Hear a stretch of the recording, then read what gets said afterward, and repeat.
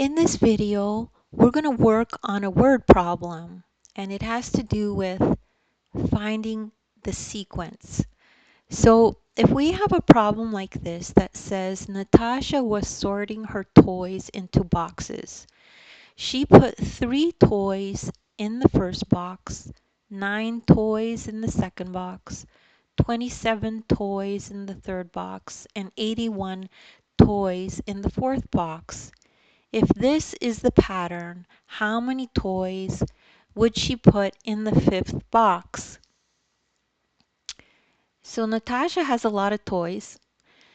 The first step is to put the numbers in order and try to find a pattern. So these are just words, okay? If it makes it easier, you can just imagine the toys going in each box, right? So how would that look? It would look like this. So the first box has 3 toys. The second toy box has 9. She puts 27 toys in the third. In the fourth one, she puts 81. And this is the one we're trying to find. How many toys go into this box, into this toy box?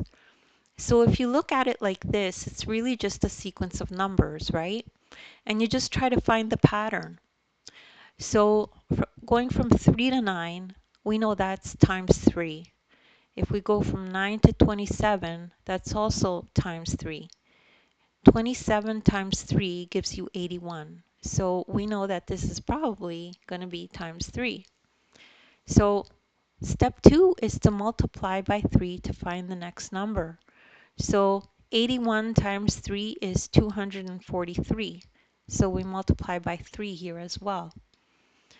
So we finish off the problem by stating that Natasha will put 243 toys in the fifth box.